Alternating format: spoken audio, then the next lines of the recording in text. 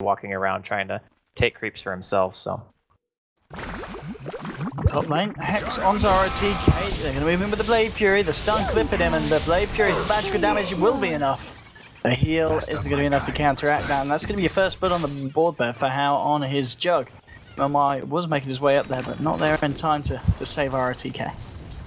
Now, sometimes even at level 2, people go stats and like double enchant. You know, there's a lot of different builds, but RTK is up at the 1 point here. He's going to see a stun here in middle lane, just a little bit of harassment. Everyone. You've got to be careful because MMY is there. Let's see if MMY can set anything up. He's looking for the IO, bringing him back straight away with the root. Sylar allowing them to find that kill, and the just upgraded in time. It looked as if it touched at the same time, but Sylar, he doesn't care for the courier, he cares for the blood of the tiny. Double kill for your lone druid in the mid lane. Some beautiful roots, and Sylar already was having an absolute A game in the mid lane. 23-11 in terms of last hits and denies, and 2 kills on the board. It's going to be another ridiculous timing on the Midas in the mid lane. This is another, I mean, bottom lane, sentry dropped. Going in, maybe. We're too late. Get the glimpse back there from DDC on the Disruptor, and too late is going to go down. That's a kill there for your slot. Maybe he's also got a Shadow Dance, so he's going to feel confident sticking around.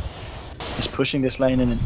The tier 1. Mid lane moves in trouble. MMY with the telekinesis. They're going to hope for a route. They are going to try to be able to find it. Move turns around with the Avalanche.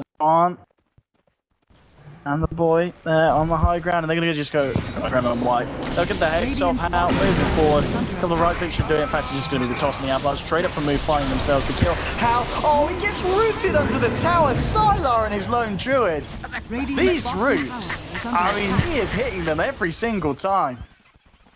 I think, honestly though, that was just very aggressive coming in from Newbee. I understand the fact that How probably didn't expect to die. Like, that part makes sense to me. You know, I got Spin, I got Omni and TP, I can probably get myself out of the situation, even if I go for a kill, but they knew that there was no Enchantress top, so there had to be a fast reaction from at least one hero, and obviously people are going to be carrying TPs on top of that. But LGD start just seems to be really strong again. DDC almost level C from just getting extra levels in Shadow Dance and being able to max out Pounce and Dark Pact early. He's one of those cores that is about as gold reliant as he is experience reliant, so I do think that he might just forego it completely and just go blink. They caught up by telekinesis. They've got the static stone for this one. They want to get the return kill onto How.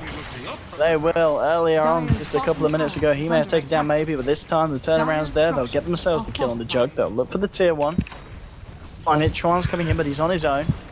Drone's now done on Tiny, and again we're seeing, oh, he's there. DDC with the Static Storm. If they can get a lead in, ideally with MMY's telekinesis, they should be able to find us. And How again coming incredibly close, and they'll just walk in. Telekinesis and How.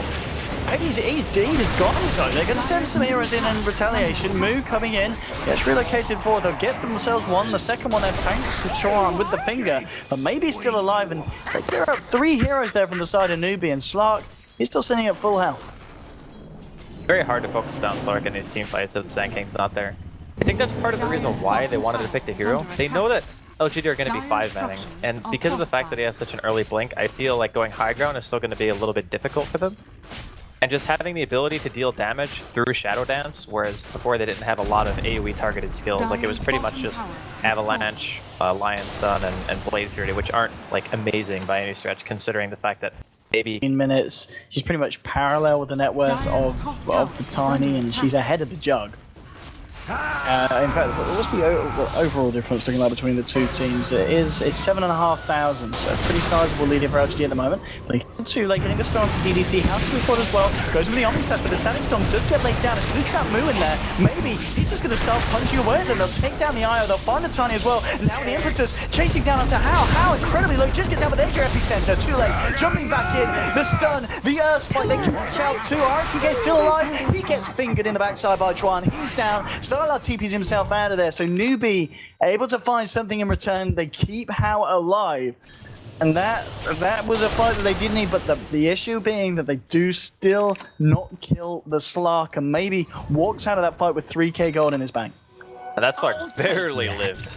I mean, he was probably like one out, drop that kinetic field to stop them from progressing and starting the team fight, because as soon as that Tiny goes in, the Sand King can like reset and go for an epicenter, but if they had that ward, they could have easily seen the 2 supports are right on top of each other. An epicenter like that just jumping in onto Move. Move turns around with the combo. In fact, the combo just blows up Slug. Alright, nice slot you got there, Move. He's wandering around. He doesn't know what he's doing there. He's trying to walk towards wrong base. He's dead. How? Gets the Omni Slash just before he dies. But he will die indeed. 2 for 1 at this point. Too late. Rooted up. Sylar clearing this one up at the moment for the side of LGD. They do get 3 in trade of the Slug. That was a really bizarre fight. Just disappeared. Yeah, that's the one reason why I think that when you itemize Slark, like this build, because of the fact that he goes for Yasha instead of going for the Scotty, like he wouldn't have had it now, obviously, but he would be very close. You need the stats to live through burst damage. So if you can't live through like a finger or a tiny combo or something, like I'm just coming into a team fight when you try to go for maybe like kill on Hao, for example. So pressure continues. This ward might pay off. And Tule is about to feel some of this pressure. LGD looking for a bit of a wrap round. They're going to jump straight in with the telekinesis from MMY. Bam! Tule caught out and taken down.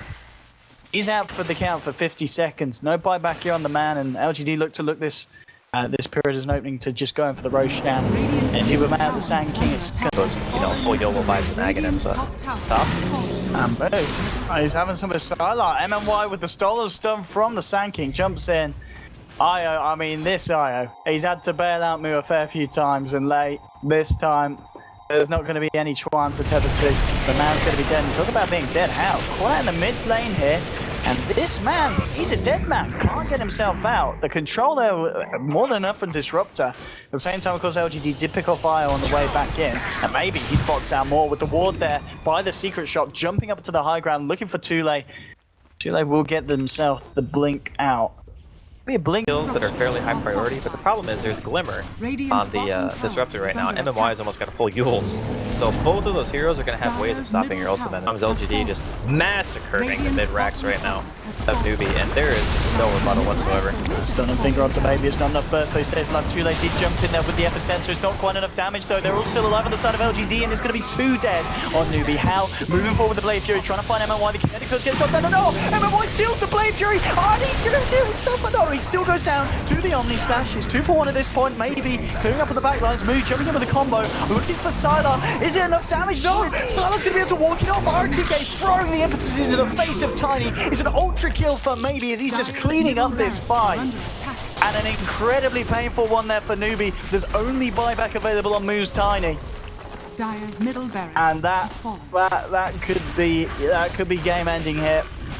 Newbee needs something big. They've got to wait 30 seconds really before they've got Juggernaut line. Did they just GG out? It's all too much. LGD do it there with that final advance. And the Slug just got too fat. LGD just played so well this game. Honestly, I gotta play so well this series. Oh, of course. Even in the last series, I gotta give a shout out to my boy MMY. He played a very, very impressive Rubik this game. And nice top. Just the amount of time that he was able to buy in the team fight, like it seems like small stuff, but just living for a couple extra seconds, forcing a core to decide if he wants to commit to you, like how's like, do I go for the kill? Do I not go for the kill? Okay, well now I'm dead because I tried to kill the Rubik. Obviously LGD were already in a very, very good position, but man, they look pretty darn scary.